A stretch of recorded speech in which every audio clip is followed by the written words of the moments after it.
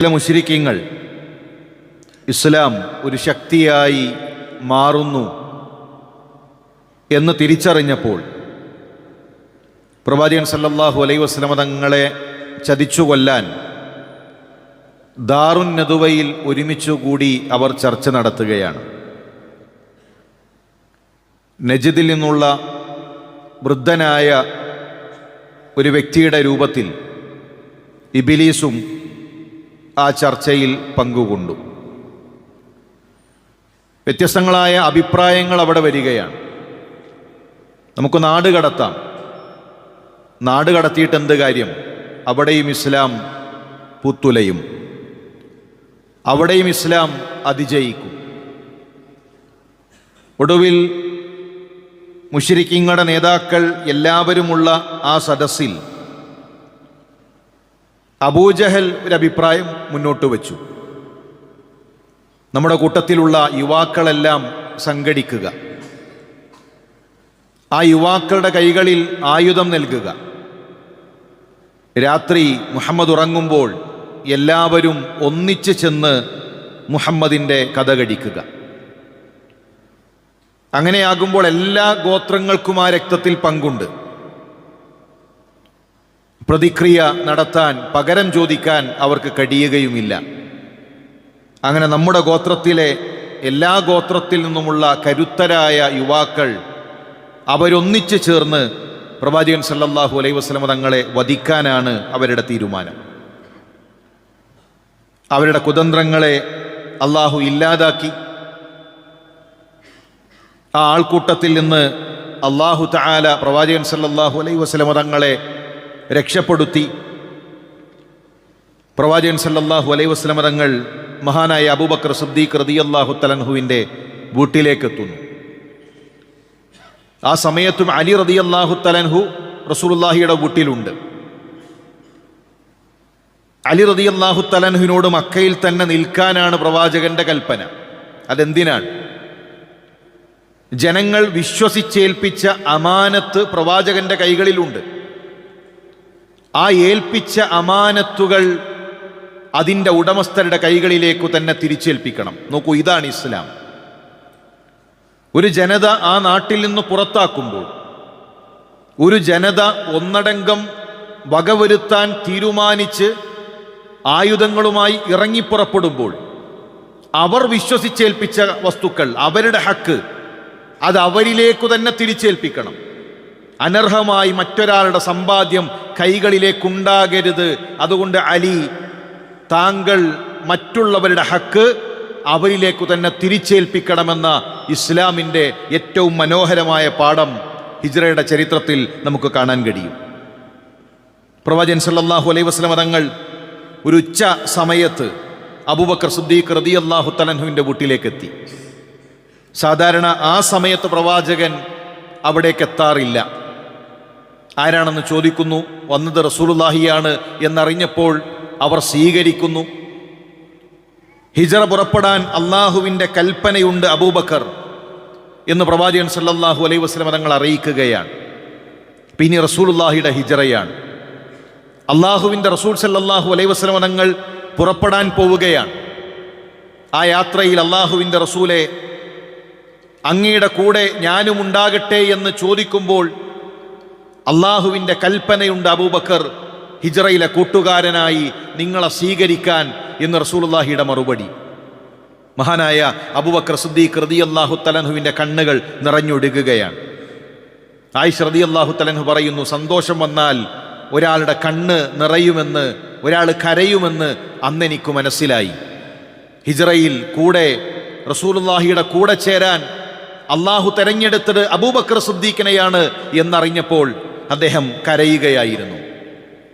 രണ്ടൊട്ടകത്തെ മഹാനായ അബൂബക്കർ സിദ്ദീഖ് റളിയല്ലാഹു തആല അൻഹു തയ്യാറാക്കി വെച്ചിട്ടുണ്ട്. പ്രവാചകൻ സല്ലല്ലാഹു അലൈഹി വസല്ലം തങ്ങൾ ഔദാര്യമായി അത് സ്വീകരിക്കാൻ ഇഷ്ടപ്പെട്ടില്ല.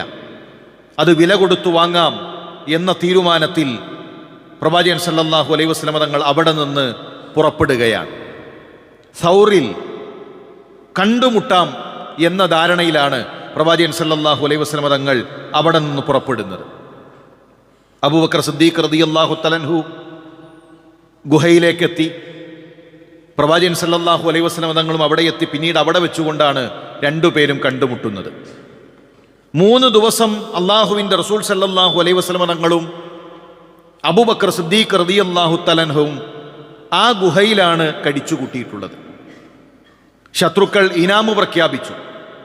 ജീവനോടുകൂടെയാകട്ടെ അല്ലാതെയാകട്ടെ പിടിച്ചു കൊണ്ടുവന്നാൽ 100 ഒട്ടകത്തെയാണ് സമ്മാനം.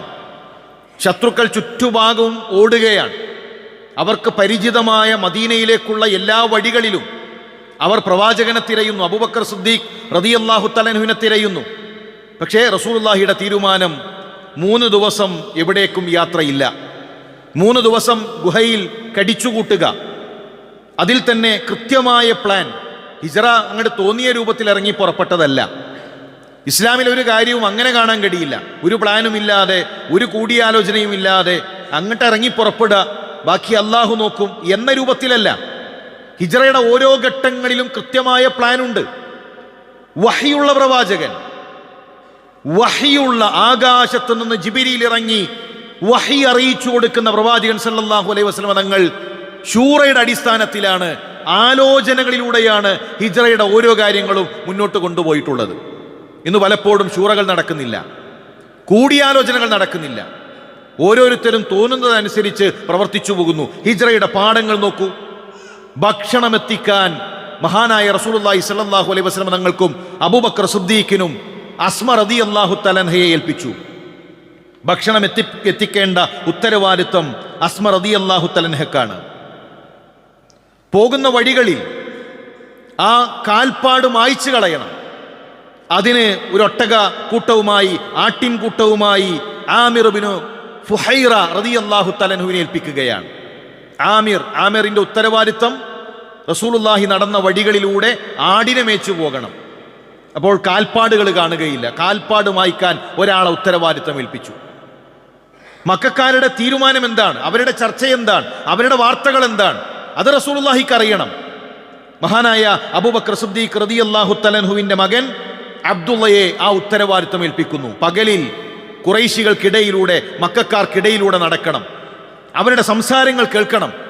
രാത്രി റസൂലുള്ളാഹി സ്വല്ലല്ലാഹു അലൈഹി വസല്ലം തങ്ങളുടെ അരികിലേക്കെത്തി ആ വാർത്തകൾ അറിയിച്ചു കൊടുക്കണം. പകലിൽ അബ്ദുള്ള ആൾക്കൂട്ടങ്ങൾക്കിടയിൽ ഉണ്ടാകും, അവരുടെ ചർച്ചകൾ കേൾക്കും, അവരുടെ പ്ലാനുകൾ അറിയും. രാത്രി റസൂലുള്ളാഹിയുടെ അരികിലേക്കെത്തി പുലരുന്നതിന് മുമ്പ് അദ്ദേഹം തിരിച്ചു പോകും. വഴി കാണിക്കാൻ ഒരാളെ റസൂലുള്ളാഹി തെരഞ്ഞെടുത്തു. അങ്ങനെ ഹിജ്റയുടെ ഓരോ വേളയിലും കൃത്യമായ പ്ലാനോടുകൂടെ, കൃത്യമായ ആലോചനകളോടുകൂടെയാണ് കടന്നു പോകുന്നത്. അബൂബക്കർ സിദ്ദീഖ് റളിയല്ലാഹു തന്റെ വീട്ടിൽ 2 പെൺമക്കളാണ് ബാക്കിയുള്ളത്. അസ്മ റളിയല്ലാഹു തആല അൻഹയും ആയിഷ റളിയല്ലാഹു തആല അൻഹയും. മുശ്രിക്കീങ്ങൾ ആ വീട്ടിലേക്ക് എത്തുന്നു. എവിടെയാണ് അബൂബക്കർ, എവിടെയാണ് അള്ളാഹുവിൻ്റെ റസൂൽ? അറിയില്ല എന്ന് മറുപടി പറഞ്ഞു. അറിയില്ല, കളവല്ല പറഞ്ഞത്. ഹിജ്റയിൽ എവിടെ എത്തി നിൽക്കുന്നു, എന്താണ് സാഹചര്യം അവർക്കറിയില്ല. അസ്മ റളിയല്ലാഹു തആല അൻഹയുടെ മുഖത്തടിച്ചു മുശ്രിക്കീങ്ങളുടെ നേതാക്കൾ. അവർ താഴെ വീണു. അവരുടെ കാതിൽ അവരണിഞ്ഞിരുന്ന ആഭരണം അതറ്റ് താഴെ വീണു എന്ന് ചരിത്രത്തിൽ കാണാൻ കഴിയും. ഒരു സങ്കടവും ഒരു പരാതിയും അവർ പറഞ്ഞില്ല, ഒരു പ്രയാസവും അവർ പറഞ്ഞില്ല. ഒരല്പസമയം കഴിഞ്ഞ് അബൂബക്കർ സിദ്ദീഖ് റളിയല്ലാഹു തആല അൻഹുവിന്റെ ഉപ്പ അബൂ ഖുഹാഫ, അന്ന് ഇസ്ലാം സ്വീകരിച്ചിട്ടില്ല, അബൂ ഖുഹാഫ അബൂബക്കർ സിദ്ദീഖ് റളിയല്ലാഹു തന്റെ വീട്ടിലേക്ക് എത്തുന്നു. എവിടെയാണ് അബൂബക്കർ? ചോദിച്ചൊരു ചോദ്യമുണ്ട്. അബൂബക്കർ മുഹമ്മദിന്റെ കൂടെ പോയപ്പോൾ നിങ്ങളുടെ കാര്യത്തിൽ എന്തെങ്കിലും അബൂബക്കർ ചെയ്തു വച്ചിട്ടുണ്ടോ? പെൺമക്കളാണല്ലോ വീട്ടിലുള്ളത്. നിങ്ങൾക്ക് ജീവിക്കാനുള്ള വല്ല വകയും അബൂബക്കർ ഒരുക്കി വച്ചിട്ടുണ്ടോ? അസ്മ റളിയല്ലാഹു തആല അൻഹ പതുക്കെ വീടിന്റെ പിറകുഭാഗത്തേക്ക് ചെന്ന് ഒരു പാത്രത്തിൽ അവർ കല്ല് നിറച്ചു. ആ പാത്രവുമായി വല്ലിപ്പയുടെ അരികിലേക്ക് വന്നുകൊണ്ട് പറഞ്ഞു, ഇത് ഞങ്ങളുടെ ഉപ്പ ഞങ്ങൾക്ക് ഒരുക്കി വെച്ചതാണ്, ഒന്നുമില്ല, അതിൽ കല്ല് മാത്രമേ ഉള്ളൂ. പക്ഷെ ആ പാത്രം കാണിച്ചുകൊണ്ട് പറഞ്ഞു, ഇതാ ഒരാളുടെ മുന്നിലും ഞങ്ങൾ കൈ നീട്ടുകയില്ല. വല്ലിപ്പ നിങ്ങളുടെ മുന്നിൽ, മറ്റൊരാളുടെ മുന്നിൽ കൈ നീട്ടേണ്ട ഗതിയിലല്ല ഞങ്ങളുടെ ഉപ്പ ഞങ്ങളെ വിട്ടേച്ചു പോയിട്ടുള്ളത്. ഞങ്ങൾക്ക് വേണ്ടത് ഞങ്ങളുടെ ഉപ്പ സമ്പാദിച്ചിട്ടുണ്ട്. ഏൽപ്പിക്കേണ്ടവന്റെ കരങ്ങളിലാണ് ഞങ്ങളുടെ ഉപ്പ ഞങ്ങളെ ഏൽപ്പിച്ചിട്ടുള്ളത്. നിങ്ങൾക്ക് തിരിച്ചു നടക്കാം. അത് ഈമാനികമായ ഒരു ആവേശമാണ്. എൻ്റെ ഉപ്പ ദീനിന്റെ മാർഗത്തിൽ പ്രവർത്തിക്കുന്നയാളാണ്. ആരുടെയെങ്കിലും കൊത്തിവലിക്കലുകൾക്ക് എൻ്റെ ഉപ്പയെ വിട്ടുകൊടുക്കുകയില്ല എന്ന മതബോധമുള്ളൊരു പെണ്ണിന്റെ നിലപാടാണത്. റസൂലുള്ളാഹി സ്വല്ലല്ലാഹു അലൈഹി വസല്ലം തങ്ങൾക്കുള്ള ഭക്ഷണപ്പൊതി, ആ ഭക്ഷണപ്പൊതി അസ്മ റളിയല്ലാഹു തആല അൻഹ കെട്ടുന്നത് അവരുടെ അരപ്പട്ട കൊണ്ടാണ്. 2 അരപ്പട്ടയുള്ളവൾ, ഒന്ന് സ്വർഗത്തിലാണ്. മക്കയിൽ നിന്ന് മദീനയിലേക്ക് ഉംറ ചെയ്തവർ, ആ ഉംറയിൽ യാത്രയിൽ മദീനയിലേക്ക് പോയവരുണ്ടാകും. എത്ര മണിക്കൂർ നമ്മൾ ബസ്സിലിരുന്നു, എത്ര മണിക്കൂർ നമ്മൾ കാറിലിരുന്നു. 6-7 മണിക്കൂറുകൾ താണ്ടിയാണ് എത്തിയത് എങ്കിൽ ആ കാലഘട്ടത്തിൽ 450-ലധികം വരുന്ന കിലോമീറ്ററുകൾ പൂർണ്ണ ഗർഭിണിയായ അസ്മാ ബിൻത് അബീ ബക്കർ മക്കയിൽ നിന്ന് മദീനയിലേക്ക് നടന്നു വരുന്ന രംഗം ചരിത്രത്തിൽ നമുക്ക് കാണാൻ കഴിയും. മദീനയിലെത്തി അവർ പ്രസവിച്ചു. മുഹാജിറുടെ 1ാമത്തെ കുട്ടി അബ്ദുല്ലാഹ് ബിൻ സുബൈർ, ഹിജറയ്ക്ക് ശേഷം ജനിച്ച ആദ്യത്തെ കുട്ടി അബ്ദുല്ലാഹ് ബിൻ സുബൈർ, അസ്മ റളിയല്ലാഹു തആല അൻഹയുടെ മകൻ. ആ അസ്മ റളിയല്ലാഹു തആല അൻഹയുടെ ചരിത്രം വായിച്ചുകൊണ്ടാണ് മുസ്ലിം സഹോദരിമാരെ, ഇസ്ലാമിലെ നിങ്ങളുടെ ത്യാഗത്തിന്റെ വില നിങ്ങൾ വിലയിരുത്തേണ്ടത്. ഹിജ്റയുടെ വേളയിൽ പൂർണ്ണ ഗർഭിണിയായ ആ ഉമ്മയുണ്ടല്ലോ, മക്കയിൽ നിന്ന് മദീനയിലേക്ക് നടക്കുന്ന ആ ദിനരാത്രങ്ങൾ ആലോചിച്ചുകൊണ്ടാണ് അള്ളാഹുവിന്റെ ദീനിൽ നമ്മൾ എന്ത് ചെയ്യുന്നു, നമ്മുടെ ത്യാഗങ്ങൾ എത്രയാണ് എന്ന് നമ്മൾ വിലയിരുത്തേണ്ടത്. അള്ളാഹുവിന്റെ മാർഗത്തിൽ അങ്ങനെ ഒരുപാട് ത്യാഗങ്ങൾ ഹിജ്റയുടെ ചരിത്രത്തിൽ നമുക്ക് കാണാൻ സാധിക്കും. അങ്ങനെ പ്രവാചകൻ സല്ലല്ലാഹു അലൈഹി വസല്ലം തങ്ങൾ യസ്രിബിലേക്ക് പുറപ്പെടുകയാണ്. ആ ചരിത്രത്തിൽ ഒരുപാട് പാഠങ്ങൾ നമുക്ക് കാണാൻ സാധിക്കും. അള്ളാഹു അതെല്ലാം മനസ്സിലാക്കാനുള്ള തൗഫീക്ക് നമുക്ക് നൽകി അനുഗ്രഹിക്കട്ടെ.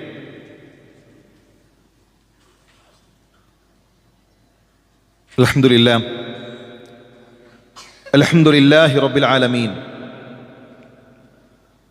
വസ്സലാത്തു വസ്സലാമു അലാ റസൂലില്ലാഹ് വഅലാ ആലിഹി വസഹ്ബിഹി അജ്മഈൻ, അമ്മാ ബഅദ്.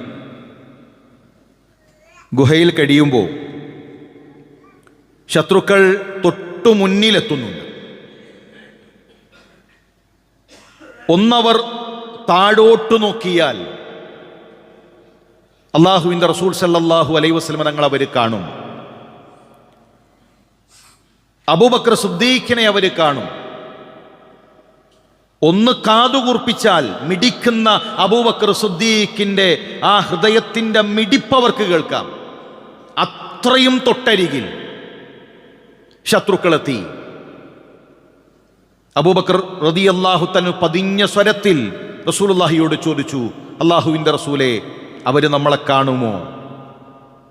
റസൂലുള്ളാഹിയുടെ മറുപടി, ഉസ്കുത് യാ അബൂബക്കർ, അബൂബക്കർ താങ്കളൊന്ന് മൗനം പാലിക്കണം.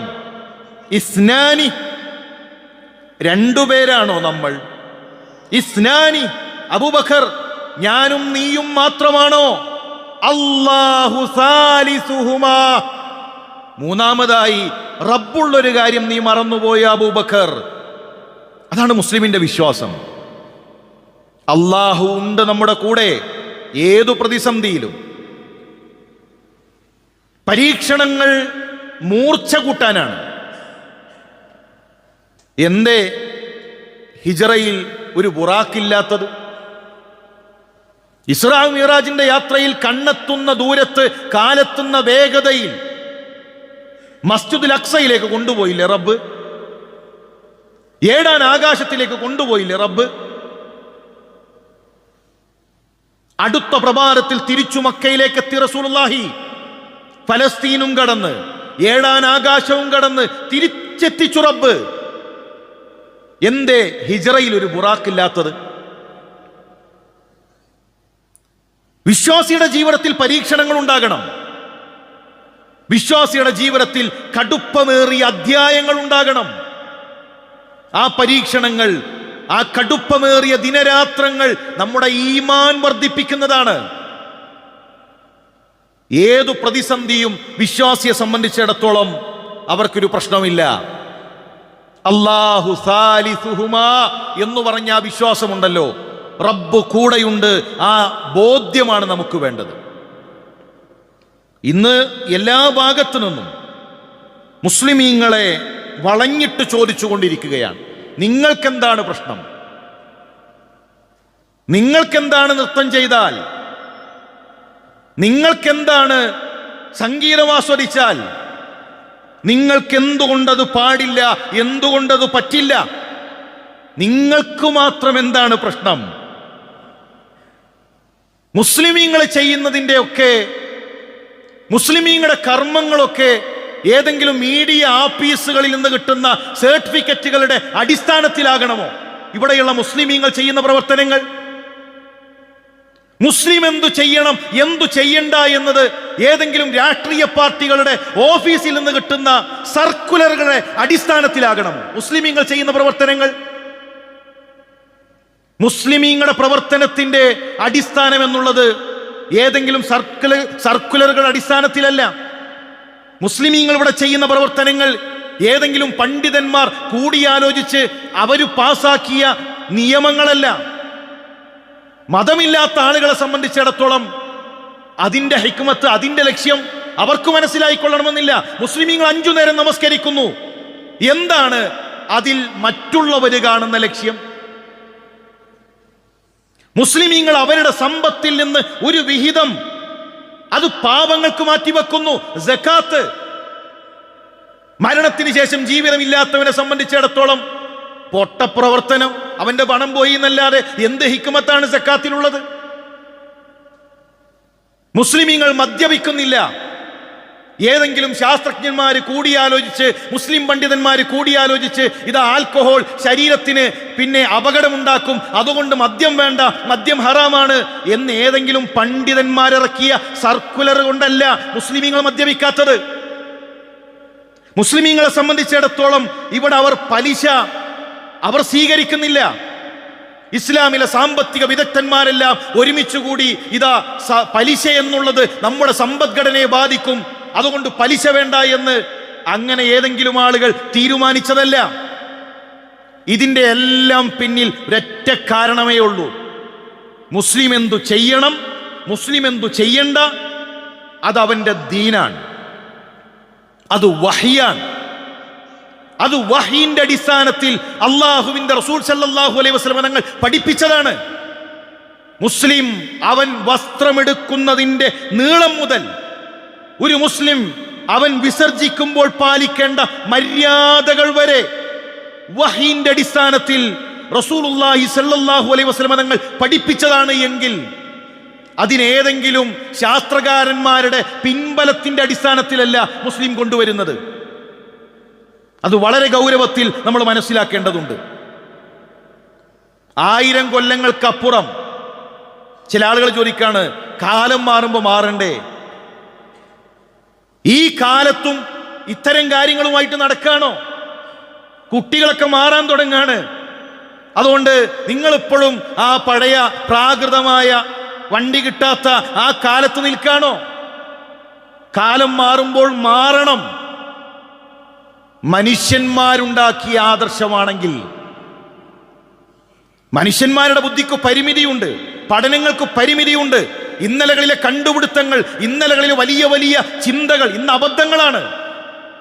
അതുകൊണ്ടല്ലേ പല ഇസങ്ങളും ചവറ്റുകൊട്ടയിലേക്ക് വലിച്ചെറിഞ്ഞത്? മനുഷ്യന്മാരുണ്ടാക്കിയെടുത്ത അവരുടെ ചിന്തയിൽ ഉദിച്ച ആശയങ്ങളാണ്. മനുഷ്യന്മാരുണ്ടാക്കിയ ആശയങ്ങളാണെങ്കിൽ മാറണം. ഇത് മനുഷ്യനെ പടച്ച റബ്ബിന്റെ ദീനാണ്, വഹിയാണ്. 1000 കൊല്ലങ്ങൾക്കപ്പുറം ഇവിടെ ലോകമുണ്ടെങ്കിൽ, മുസ്ലിമീങ്ങൾ ഉണ്ടെങ്കിൽ, അന്നും ഇസ്ലാം ഇതുപോലെ ഉണ്ടാകും. ഇസ്ലാമിലെ നിയമങ്ങൾ ഇതുപോലെ ഉണ്ടാകും. അത് കാലത്തിനനുസരിച്ച് മാറുന്ന ഒന്നല്ല, കാലാധിവർത്തിയായ പടച്ച റബ്ബിന്റെ നിയമങ്ങളാണ് എന്ന തിരിച്ചറിവ് നമുക്കുണ്ടാകണം. ഇപ്പൊ എന്തെങ്കിലും ഒരു വിവാദം വരുമ്പോഴേക്കും, എന്തെങ്കിലും ഒരു പ്രശ്നം വരുമ്പോഴേക്കും അതിലൊരു പേടിച്ച് ബേജാറാകേണ്ട ആവശ്യമൊന്നുമില്ല. മുസ്ലിമീങ്ങൾ എന്തു ചെയ്യണം, എന്തു ചെയ്യരുത് എന്ന് തീരുമാനിക്കാൻ ഏതെങ്കിലും മാധ്യമ പ്രവർത്തകരെ ഇവിടെ ഏൽപ്പിച്ചിട്ടില്ല. ഏതെങ്കിലും രാഷ്ട്രീയക്കാരുടെ അവരുടെ സമ്മതത്തിന്റെ ആവശ്യമില്ല. ഒരു മുസ്ലിം എന്തു ചെയ്യണം എന്തു ചെയ്യണ്ട എന്നത് റസൂലുള്ളാഹി സ്വല്ലല്ലാഹു അലൈഹി വസല്ലം തങ്ങൾ പഠിപ്പിച്ചതാണ് എങ്കിൽ ഇവിടെ വ്യത്യസ്തങ്ങളായ വിമർശനങ്ങൾ ഉണ്ടാകും. യുരീദൂന അൻ യുത്ഫിഉ നൂറല്ലാഹി ബിഅഫ്വാഹിഹിം, അവരുടെ നാവുകൾ കൊണ്ട് പറഞ്ഞ് അതിനെ അങ്ങ് ഊതിക്കെടുത്താൻ അവർ പരിശ്രമിക്കുകയാണ്. ഇസ്ലാം കെട്ടുപോകും എന്നവർ കരുതുകയാണ്. വയഅബല്ലാഹു ഇല്ലാ അൻ യുതിമ്മ നൂറഹു വലൗ കരിഹൽ കാഫിറൂൻ.